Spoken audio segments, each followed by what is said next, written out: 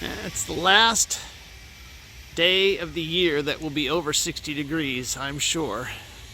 So it's time to do a state of the fleet.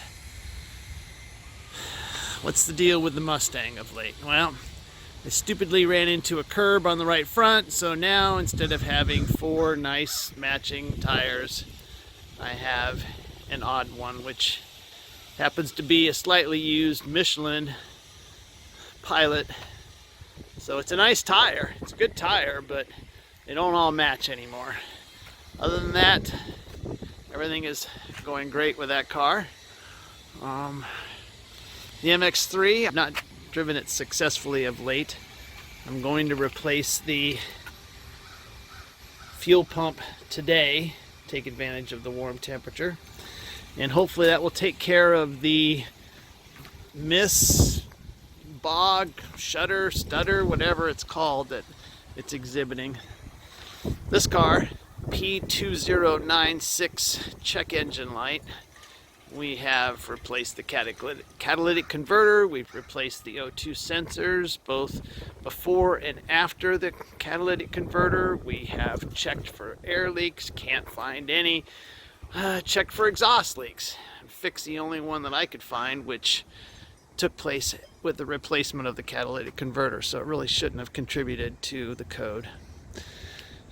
Alright, I went to a LKQ pick-apart and got a spare door to replace this one. If I ever chose to, it's filled with dents. I will tear it down. This one's got power window switch in it. If the power window switch works, then I'll put them up on the MX-3 Facebook site for sale. They seem to be popular. The one that in the junkyard also had this cold air intake, which I'm not really sure how cold air intake that feeds air from in the engine bay is colder than that which pulls out of the fender, but I got it. I don't remember, it was like 10-20 bucks, which I guess was a good deal for a part that I probably couldn't find anyway. On to Vivian, the Lakewood. Haven't touched her in way too long because, well, that is why I haven't touched Vivian in way too long. I built a fence in the backyard that sucked up too much of my time. I did go over to John, the seller's house, and pulled more parts out of his stash that hopefully will be the end of what I need. Engine shrouds, some wire harnesses for these front headlight buckets that had gotten ripped off, and some other odds and ends, some thermostats and so forth. I did get this seat in place so it's not just flapping around.